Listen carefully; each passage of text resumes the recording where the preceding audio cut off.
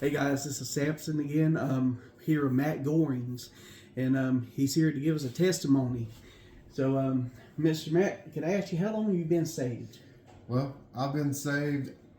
I thought I got saved when I was about 12 years old. Okay. And then as life progressed, I realized that I really wasn't saved based on my actions and the way I was living. So, what made you believe that you wouldn't exactly? What brought to your realization that you wasn't saved? Well, whenever we were growing up, my kind of backstory, my mom got pregnant with me when she was 16. Yeah. My dad was 17. And, it was, anyways, so we went kind of to a couple different churches. My mom and dad split up when I was 5. Yeah. So I would go to my dad's house on the weekends, mom pretty much the rest of the time. But I kind of grew up in a Methodist church. Okay. And then my dad, he went to a Baptist church. So when I would go with him on the weekends, we would go to a Baptist church, every other weekend. And, I didn't think I was saved based on the way that I was living. I feel like nothing really changed about my life. Just because I went to the front of the church and said a prayer. Oh, okay. Thought that was all it really all represented. Yeah. Yeah. But I mean, in reality, if you just because you say a prayer, words hold little value. Oh yeah. It's all about action. And I realized that I wasn't living the way that I was supposed to be living. And I felt like growing up through church, there'd be a lot of times that, the preacher would be like, if you'd backslidden, come up here and, we'll pray and Yeah. get you back right. And, I feel like I struggled with that for a long time. I had a lot of struggles that personally that I've had. And honestly, I would say that before we started coming to church here, which I think we were coming to church here when I was in a tent. Okay. And even we came a few times when it was this parking lot, but God had really convicted me. I struggled with lust for a long time, and it was this crazy. When I started my business, there was a couple of guys that worked for me, and one of them I was talking to, and I was like, it's like a few days after God had convicted me about it, and I was like, man. I just asked him, like man to man, I was like, have you ever struggled with, lust? And kind of a funny story came around circle. But he was like, no, he said, I really never have had that problem or issue. And I feel like that is, as a man, that is one of the biggest ways the devil tries to get to you. Yeah, it's one of his key factors he could get to somebody. And you look in society, sex is everywhere. Yeah. I mean, it's everywhere. It's pushed. It's flaunted in every aspect of TV. It don't matter. Internet, TV, all of it. All of it. And I feel like I struggled with that for a long time. And finally, God had convicted me so hard about that. I just prayed about it, and I was like, I can't do it by myself. I just can't do it. I can't fight it. I thought I could, but I can't. Wow. And I was like, I'm just giving it to you, and whatever it takes.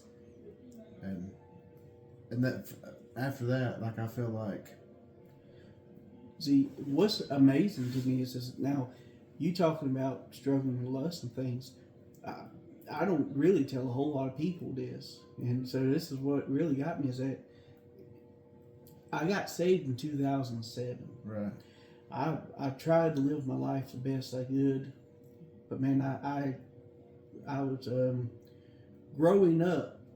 I've seen more than I ever needed to see. Mm-hmm. More like the pornographic way and stuff like that. Okay, I've probably seen way too much that I've it's ingrained in my mind, and it just always stayed there. Mm-hmm. It was never same thing. Never able to get away of. Same situation with me. I fought that for probably 15 years, and it actually hurt like my marriage that I was in, and it actually hurt people that I love because I could never get away from it. Mm-hmm. And one night I remember my wife, she's from New Mexico, and she was down there visiting her family. I was at home, and I remember it plain as day that I couldn't get away from it. And I remember myself, and this when you said you just gave it to God, because I bowed on the bed and I prayed to Him, said I can't do it by myself, God. Yep. Said I need you, and man, it was like a light switch. It was completely gone. I didn't have to worry about, I didn't look at the things the same way, and it didn't excite me the same way. So I love to hear that. That's really amazing to me, because that's, I ain't heard a whole lot of people talk about their, that part of, testimony. And I think that's awesome. And I feel like the reason I even bring that up, I mean, I'm ashamed to say it, and it's embarrassing, I feel like. But at the same time, I feel like so many men struggle with that. Yeah. And I feel like that is one of the biggest factors that damage marriage and people's relationships. Because whenever you're involved in pornography and lust, you look at people different. And I remember whenever I was doing it, it's just like you have a short fuse. Yeah. Like you get angry very easy. Mm-hmm. You can't tolerate stuff. I mean, it makes you a different person. Oh, yeah. It makes you irritable. And, I just feel like, once I just told God, I was like, I cannot beat this by myself. Yeah. Because, I did all the little things. I would put the security on my phone so you can't, I tried all that. And it's my phone, you can change it. You do what you want with it. And I said, I'm done with this. Yeah. And this is kind of strange, and I don't know if this is true, but I had this dream, and I don't know what it was. I don't know if it was God or the devil or whatever, but a voice said, I'm going to destroy you for this. Yeah. And it scared the daylights out of me. And, it just made me think, it's just like, if you continue to do this, I will destroy you. I understand that 100%, because that's part of, I was struggling with it so much that I couldn't get away from it. Right. And you talking about hearing that voice, and I know what that sounds like, because, like I said, that's part of what led me to pray, to tell God I can't do it on my own. I need you. And, that is awesome. That's awesome, man. And it's kind of strange. One of the guys that worked for me, whenever I said something to him about it, I guess probably I'd say 6 months or so, he sent me a text a while back, and he said, "You remember the day that you had said something to me about that?" Yeah. And I was like, "Yeah, I do." And he said, I was going through the same thing that you were. He said, but I didn't have the courage to tell you and talk to you about it. And he said, I just want to let you know, he was working another job, a full-time job, and he helped me on his days off. And he said, I got out of that job because I felt like it was too toxic. And it was, he said, I had got so addicted to pornography that it was ruining my marriage, that he had, I don't know exactly, he said he had done something, he didn't tell me what, but he said his wife was getting ready to leave him. Yeah. And he said that he got saved back in, I think, August of last year, and he just wanted to. Yeah. He reached out to me to tell me that he was sorry that he didn't have the guts to talk to me about it, but that he had kind of resolved that issue for himself too. Wow. And I just think, and I've talked to a lot of my friends about it, and I think just about every man has fought that battle. Well, everybody's got their own vices, and a lot of it's like some people they take drinking to the extreme, and they go get blackout drunk. Some people get doped up, and some other people, pornography and lusting is another vice that Satan is able to catch a man in. Yeah. And I thank God he was able to set us free from it and deliver us from it. Absolutely. And honestly, so let me ask you this here question: when did you get saved? Well, the more I thought about that, I would say that whenever I was, I thought I had gotten saved when I was 16, and then I was going to church with a girl that I was dating, and I felt really convicted to go up front and pray, and he's talking about if you had been backslidden, and I went up there. I feel like I was saved. Yeah. Okay. I feel like I was saved then, but then again, I went off to college. Did not act saved whatsoever. Yeah. And, you know, I feel like,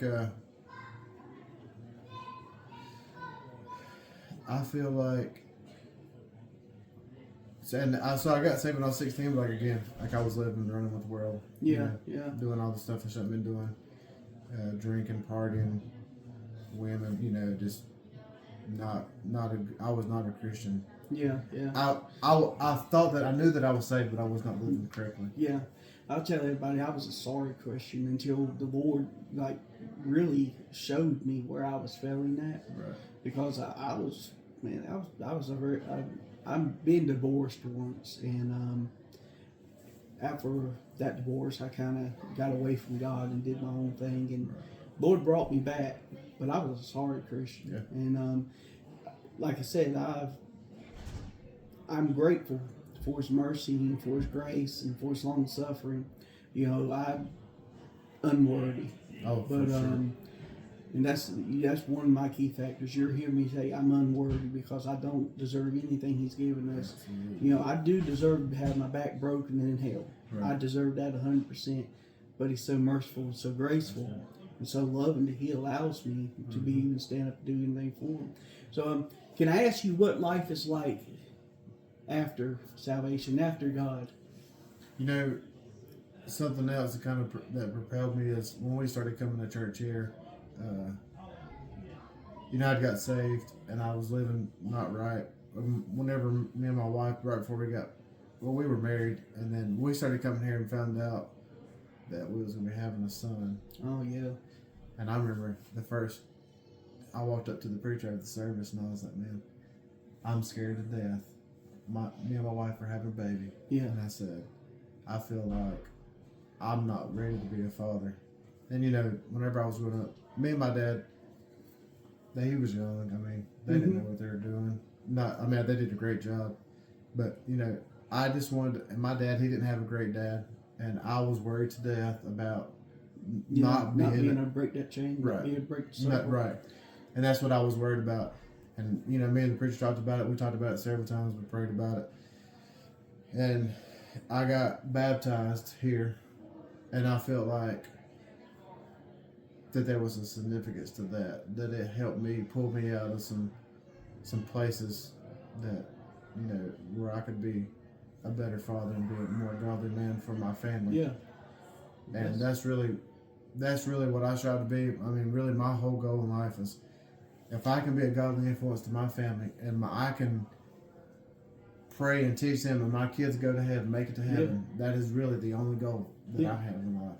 And that's honestly, that is your duty and your call as a daddy is to, you know, give your children back to God. Right. You know, lead them in the way that they're supposed to go. And, you know, I know, you know, as far as me, you know, my youngins right now, they got that attention span of a gnat. You know, they don't want to be at church and they don't want to do things like that. But I make it a point, you go and go to church, you know. And I applaud you on that. I think that's awesome. And so I guess we can really just say that Jesus made the difference in the life. Yes. You know, that's, I guess, how before salvation, from my understanding, he was living a life in depravity. And he was struggling with sin. And after, you know, salvation, God, it takes time, because when I got saved in 2007, it took a little while to unlearn the things that I had learned. It like you ever know how you had to take a wash rag and wring it out like that? Right. It took a little bit to get the bad out of me, because I was brought up, and my old man was a real bad pill pusher, and he pretty much pimped women out, and you know, it was a real deprived existence at times, and I really had I had a bad mindset, and God delivered me from that mindset, but it took time, over time. It didn't all happen overnight. That's why I say, the lusting thing was like one of the very last things it took, because it was stuck on me so bad. Right.